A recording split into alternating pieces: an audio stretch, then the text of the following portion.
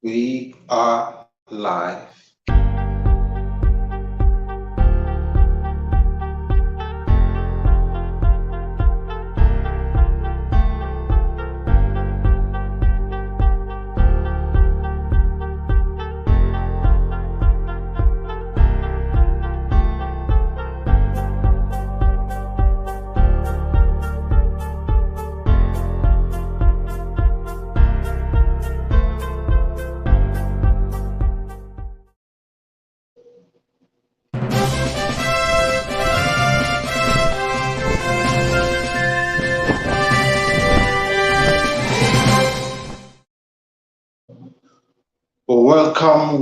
Welcome to the show.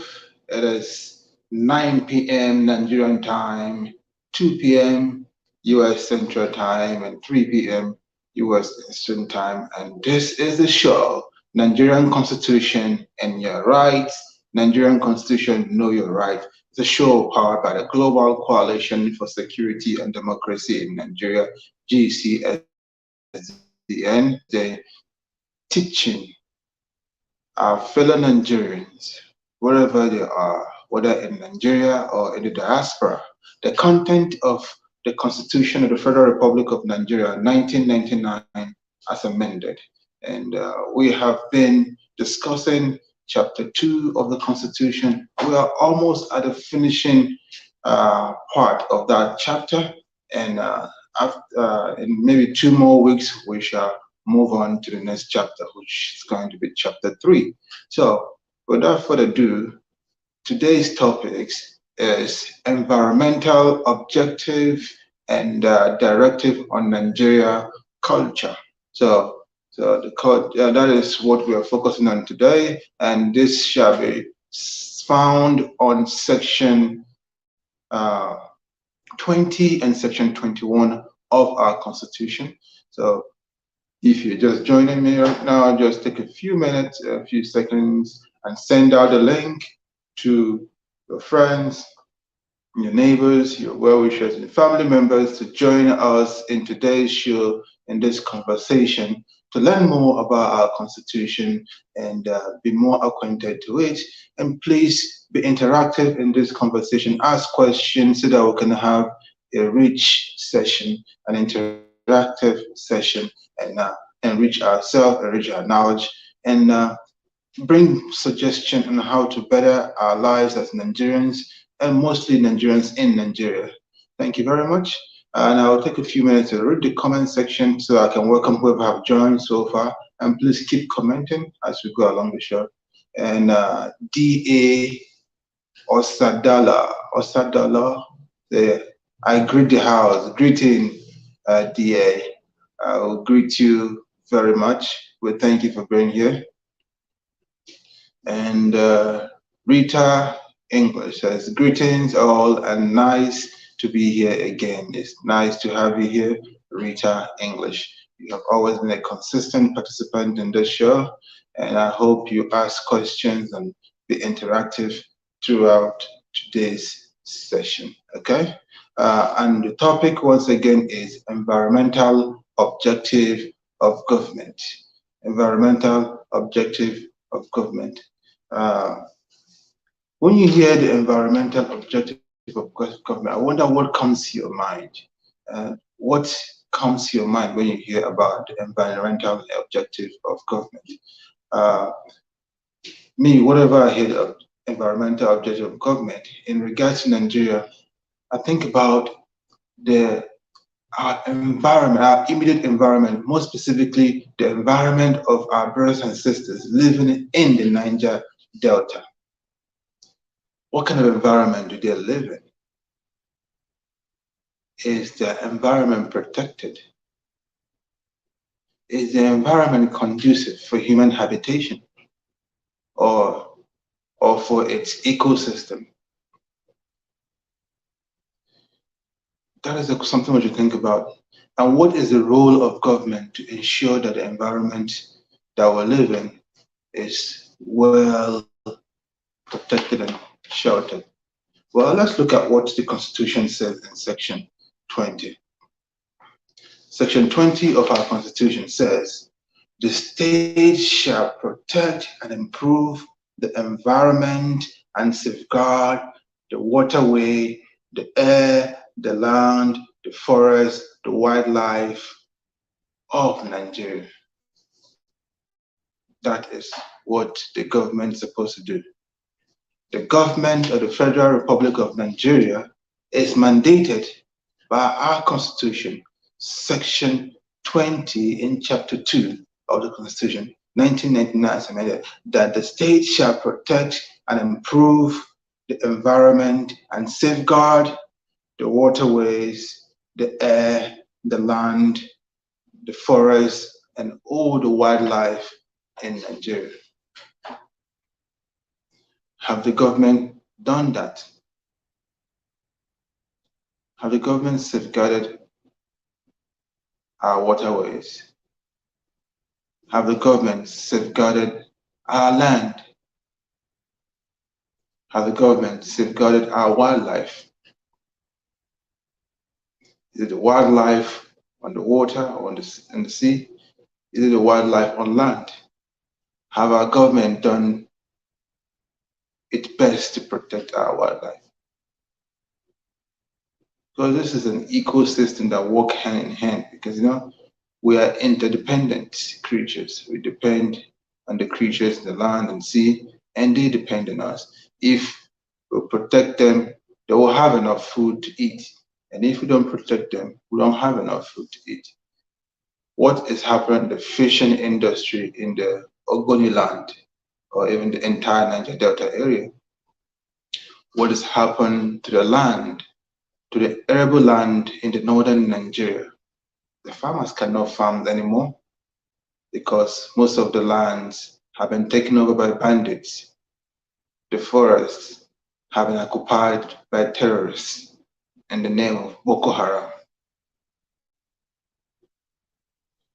So, what has the government done to improve and honor and respect or uphold its constitutional mandate according to Section 20 of Chapter 2 of the 1999 Constitution? We're supposed to have a national agency or a commission to handle this. What are the national agencies doing? Are they functional? Are they doing what they're supposed to do? There is a cascade of failure in different or in all level of government in Nigeria. When the executive branch of government does not function well, then its agencies or commissions don't function well. It is the executive branch of government that create all these agencies. Some are created by the legislative branch via in the constitution created by legislations, which means done by the legislative branch, like the senators and House of Assembly. But overwhelming majority of agencies or commissions are created by the executive branch of government, that's by the president and so. But when you have ineffective leadership, so any agency created by that ineffective leadership is weak and does not perform to its optimal capacity because of that weak leadership. Because no one holds you accountable. If no one holds you accountable, it is difficult for you to perform well. It's like when you assign someone to do a job and you don't supervise them, you don't check up on it, you don't do follow-up, best believe that that job is not going to be done well. In most cases, it's not going to be done at all. And if it's done, it's going to be done poorly. So supervision is important. But if you have a terrible supervisor, then supervision is not going to be done. And that is the case of what we experience in our beloved country, Nigeria, over and over and over again in all agencies, commissions, parastatals, and ministries of the government. I believe we'll have a guest today in the person of the most amiable barrister, Joseph. Welcome you to the show, Barrister Joseph. It's been a while I've seen you. Introduce yourself and let's. Yeah, it's been a while actually, Dr. Ikeh. Yeah. Thank God for everything. So I remain Joseph by guess, I'm a legal practitioner based in Nigeria. Thank you for your patience with me when I was away and your understanding. It is good to have you back, and well, thank God for keeping you, and thank God for bringing you back to the show, because we miss you dearly. So welcome back. Thank you. Back. So today's conversation is borders around two sections of the Constitution, Section 20 and Section 21. They're slightly different from each other, but of course they are all supposed to work in unison. Section 20 is talking about our environmental protection, while Section 21 is talking about the Nigerian culture and its protection. So, Barrister Joseph, what do you think about the role of government in protecting and securing our environment as a nation? What is the role of government?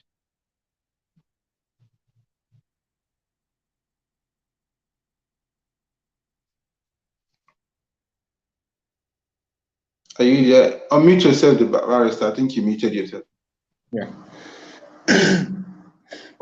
Yeah, just like the social contract between the government and the people, pursuant to Section 14,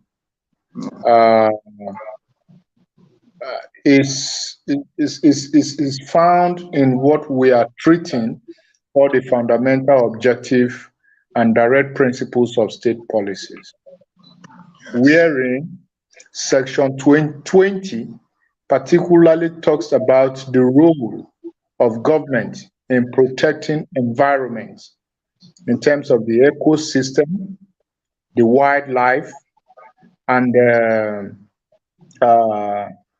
vegetation where it's applicable. And Section 21 also deals with the issue of the government helping to strengthen our cultural diversity in terms of helping to promote our cultural integration, in terms of helping to preserve our culture, in terms of both within and outside. So, in summary, that's just by way of summary. Now, to your question, where you say the role of government, of course,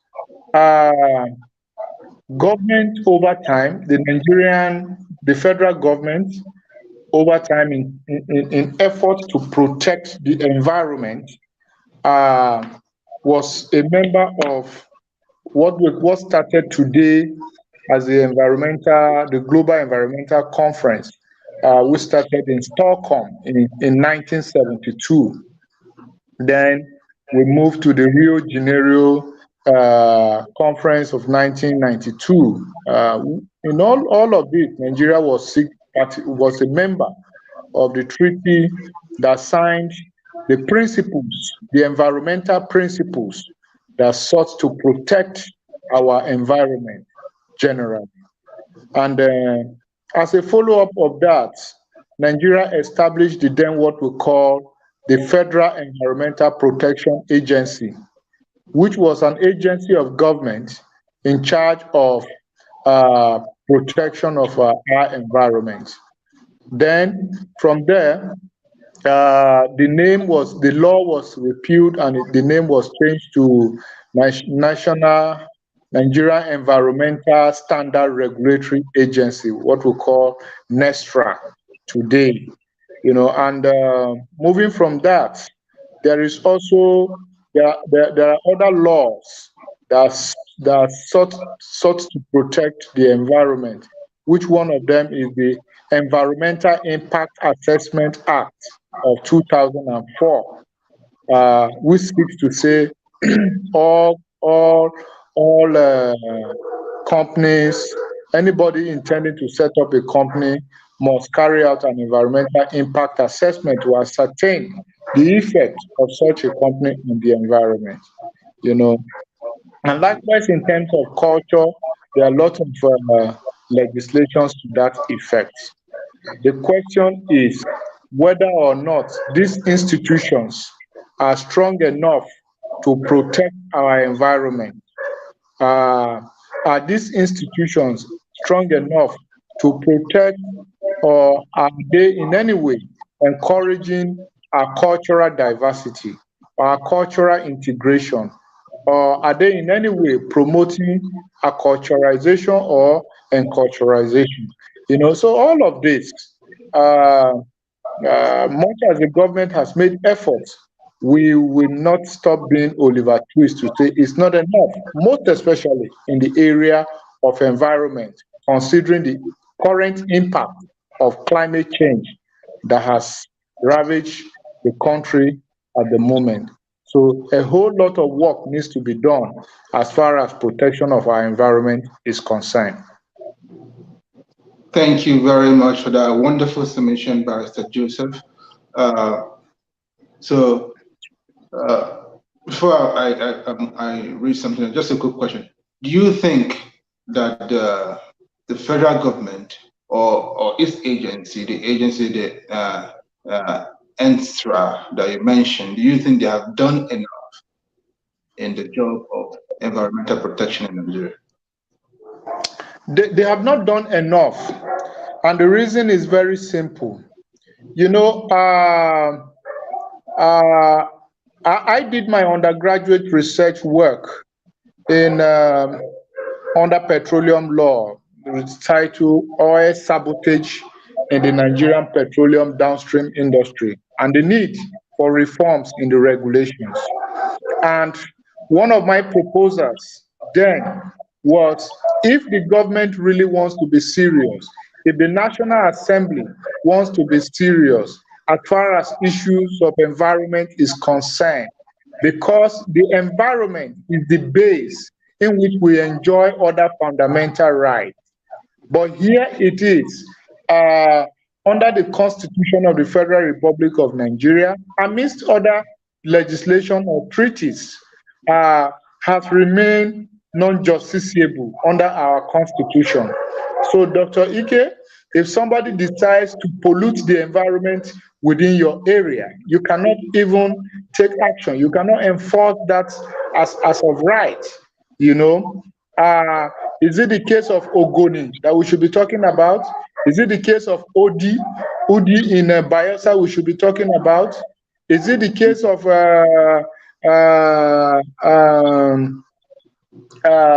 the people of Abagina here who are crying, or is it the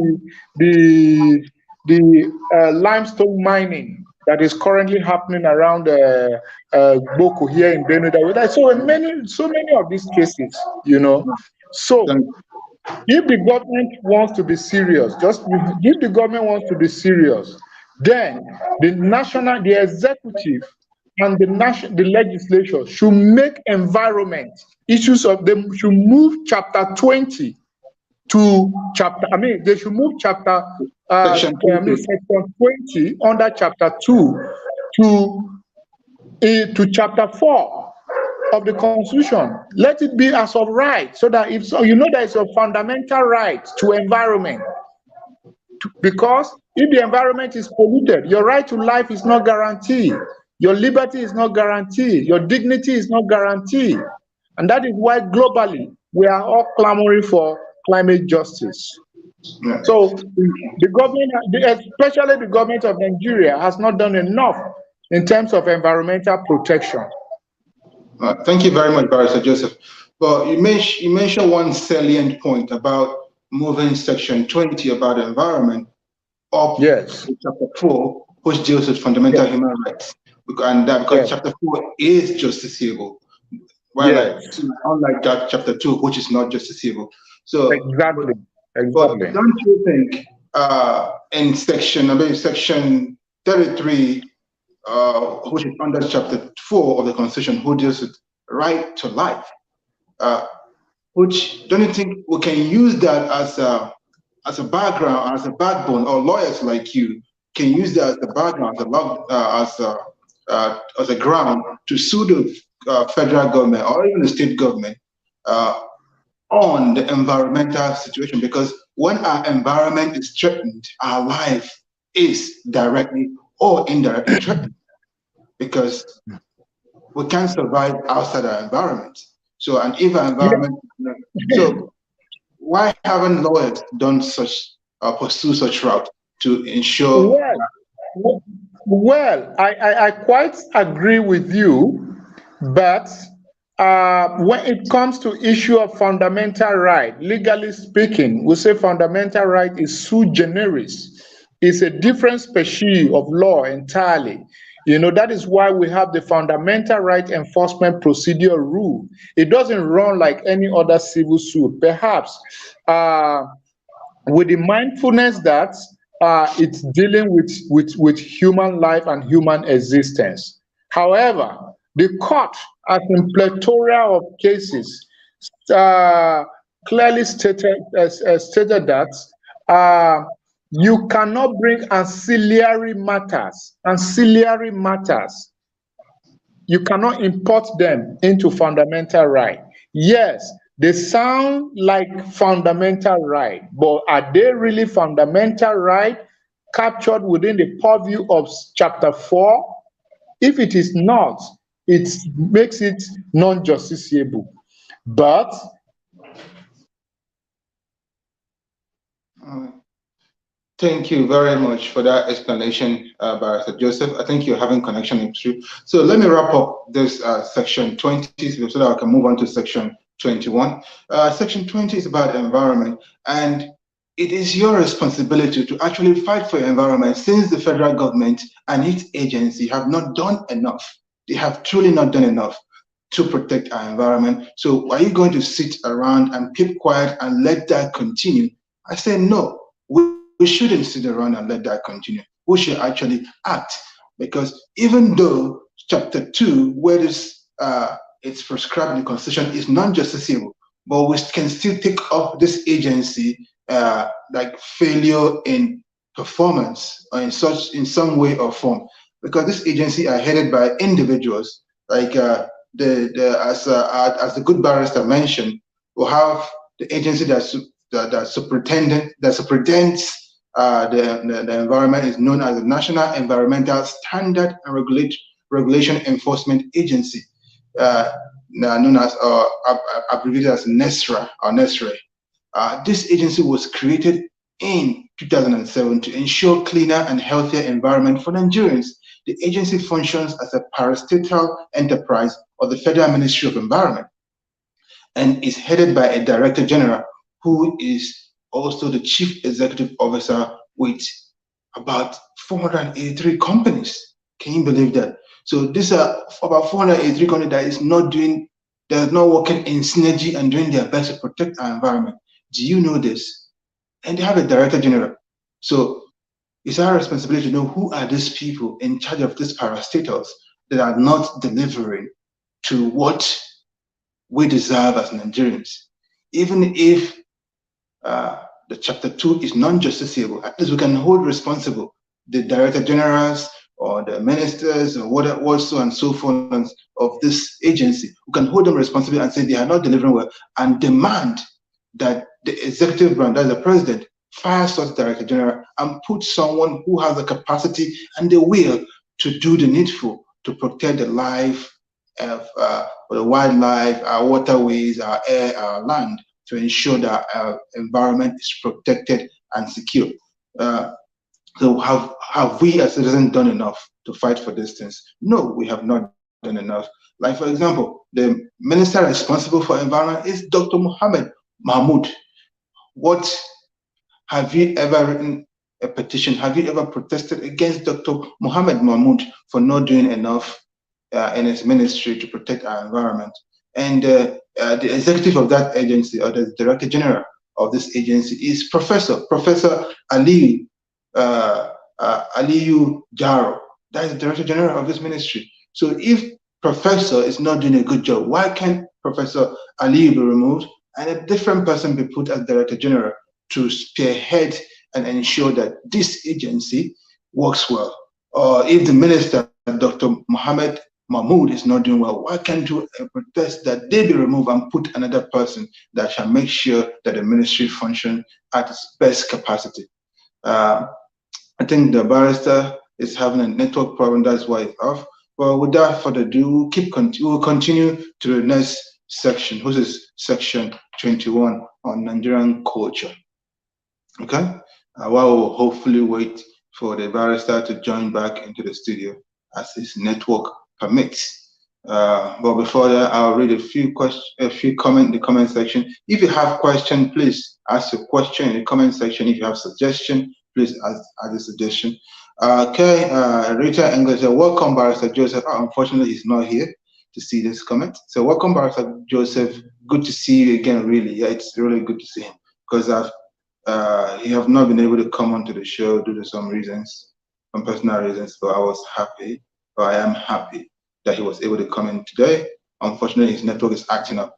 Rufina Chini Rufina says, greetings. Yeah, greetings, Chini. Good to see you here today. If you have any questions in the conversation, ask questions, or if you need clarification on something, ask for clarification.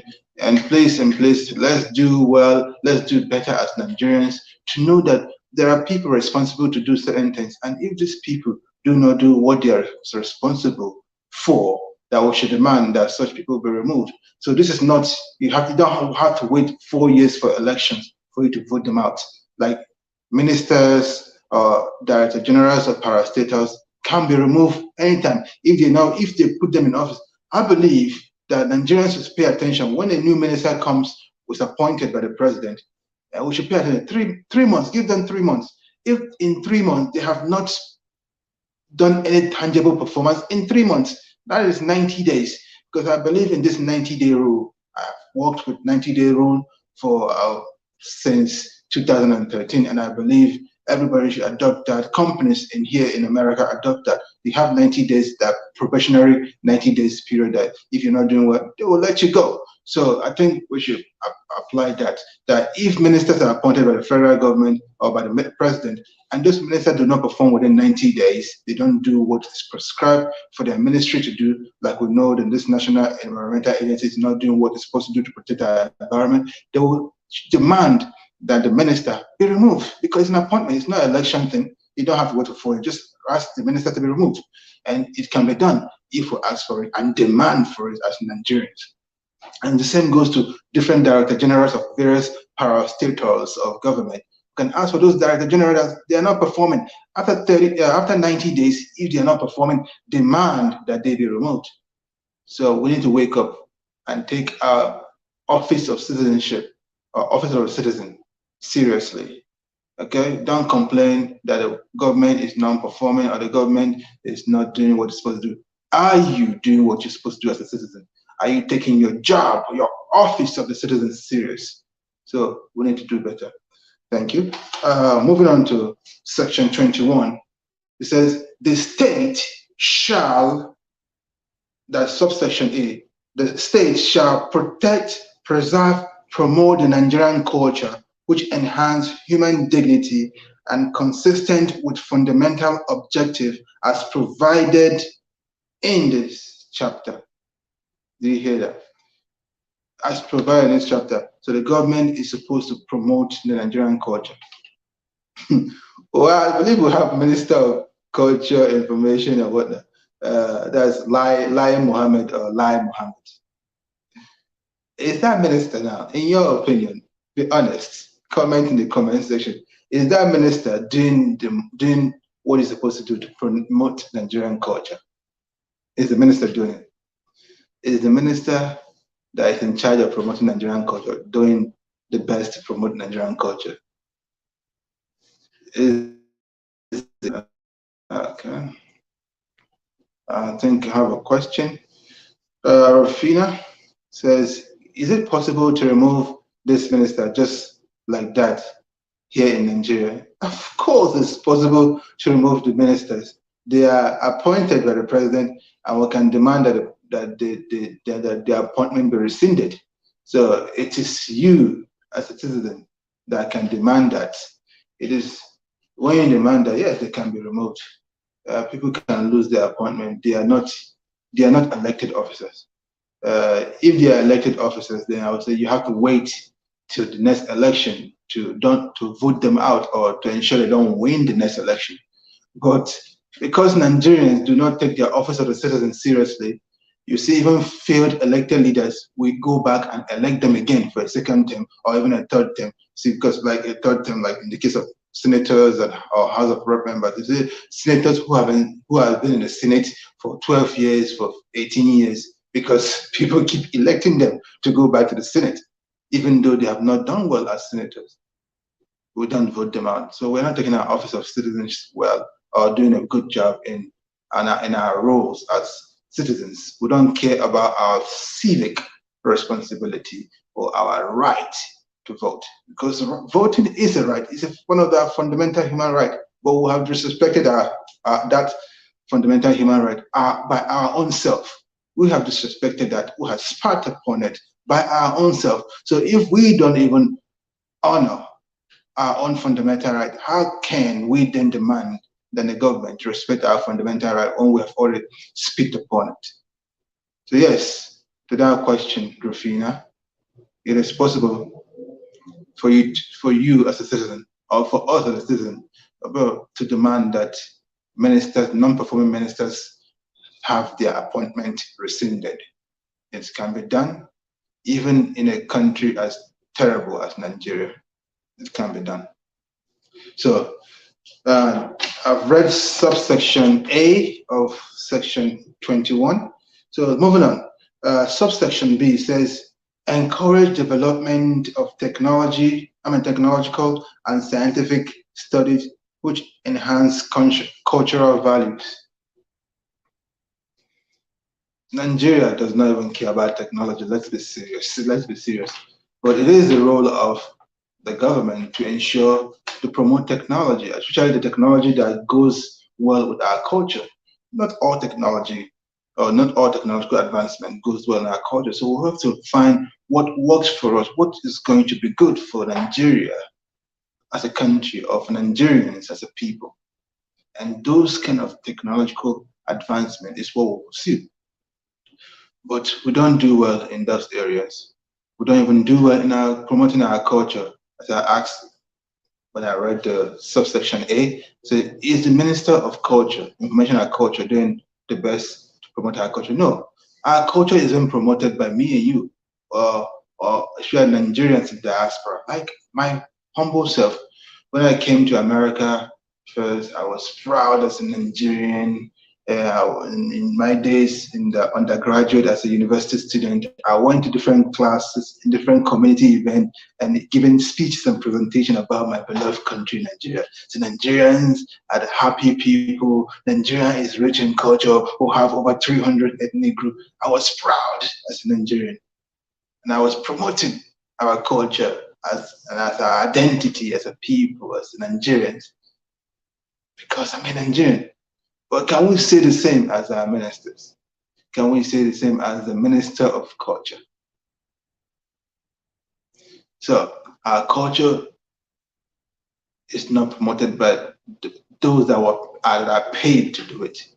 It is the regular citizens, Nigerians in the diaspora, that actually does or do a good job in promoting the Nigerian culture.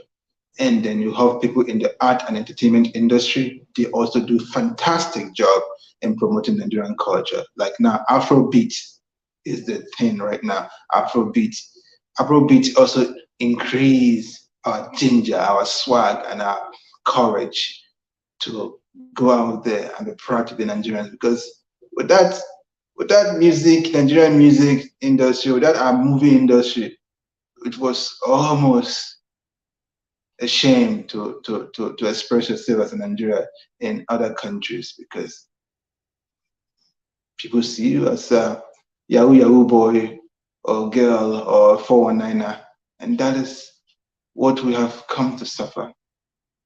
I believe this is where I'm going to wrap up today. It's 35 minutes into the show. I want to make the show 30 minutes, but 35 minutes. So before we wrap up, let's talk about our candidate, our presidential candidate.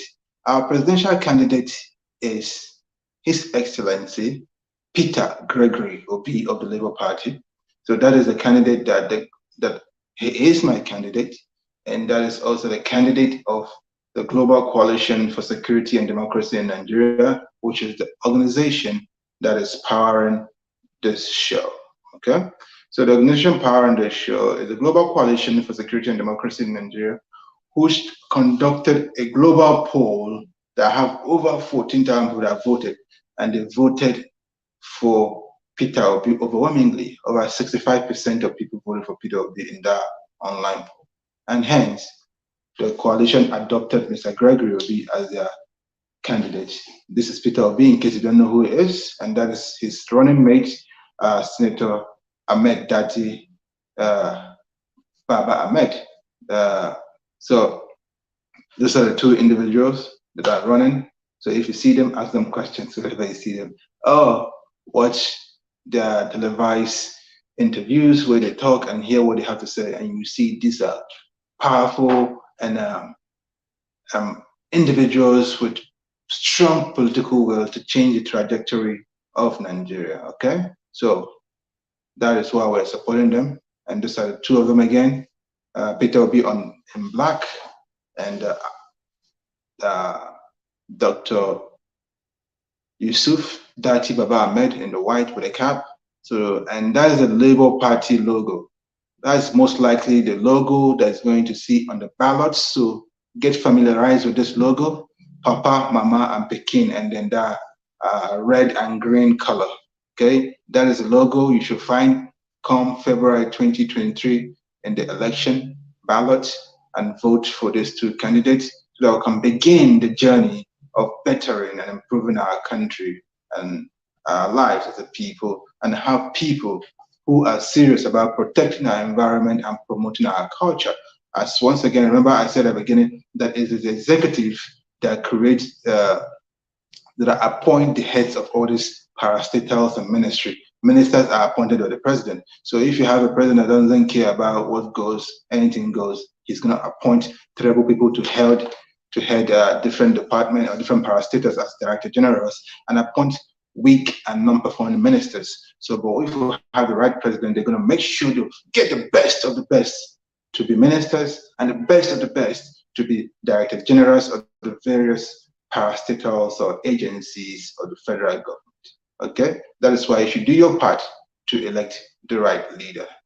And this is where I leave you, and we shall come back next Tuesday to talk about the obligation of the mass media and national ethics, and still on chapter 2, now section 22 and 23. That will be our focus next Tuesday, and I hope to see you 9 p.m. Nigerian time, 2 p.m. US Central Time, and 3 p.m. US Eastern Time.